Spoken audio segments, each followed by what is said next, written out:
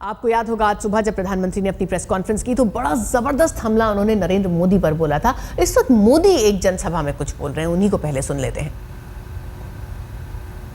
हुआ है उनका भाषण होना बाकी हो, कार्यक्रम बाकी, वो अपना थैली लेके चल देते थे।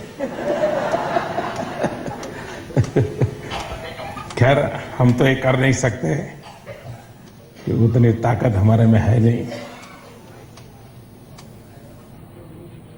मित्रों, आप लोगों ने मुझे बुलाया है, मैं उसके लिए कोई योग्य व्यक्ति नहीं हूं, क्योंकि एक ऐसा प्रोफेशन आपका है जिससे मेरा कभी नाता ही नहीं आया। न पेशेंट के नाते आता है, न फार्मासिस्ट के नाते आता है, और डॉक्टर के नाते आने का तो सवाल ही नहीं उठता है।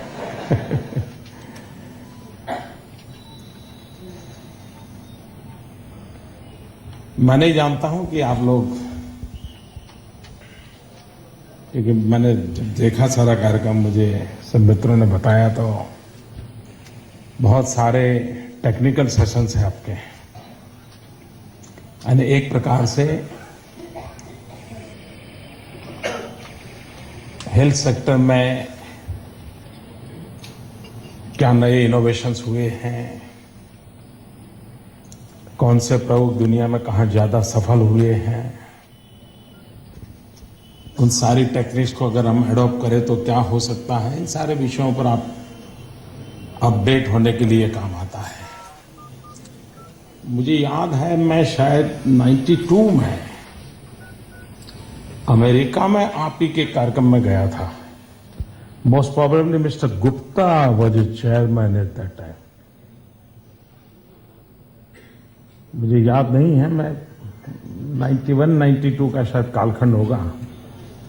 काफी आप ही के डॉक्टर मित्रों से मेरा, और एक प्रकार से शरीर को भी एक स्पेसिमेन रूप में आराम से अब उसको खोल करके हर पुर्जे देख करके क्या रखना क्या निकालना सब बड़ा आराम से हो रहा है। लेकिन उसके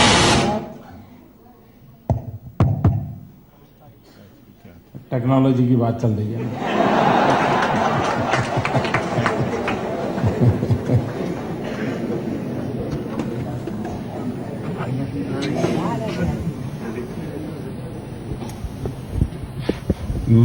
मेरी इंप्रेशन ऐसी है कि डॉक्टर जब पेशेंट के साथ होते हैं तो बहुत सीरियस होते हैं, लेकिन बाकी समय बहुत खुशहाल रहते हैं।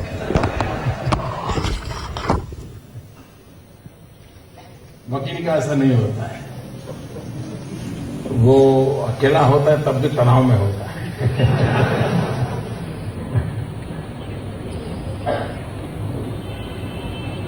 टेक्नोलॉजी का काफी रोल इन दिनों बढ़ता जा रहा है।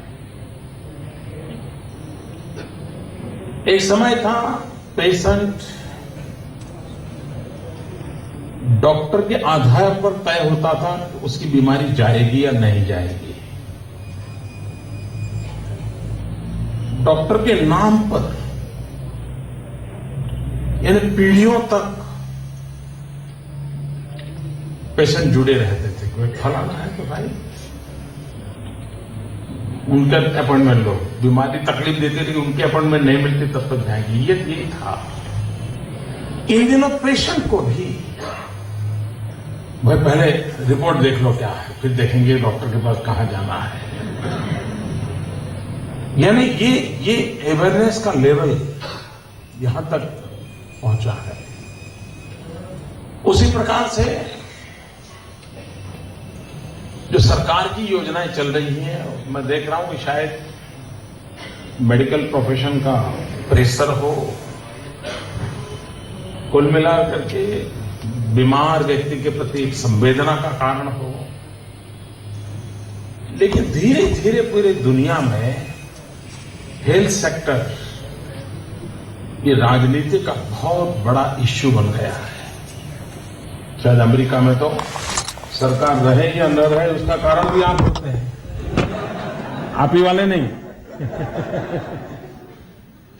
यानी इतना सेंसिटाइज हो चुका है कि भाई कौन, उसका कारण क्यों? क्योंकि पैदा होना बहुत महंगा नहीं है, जीना बहुत महंगा नहीं है, बीमार होना बहुत महंगा हो गया है।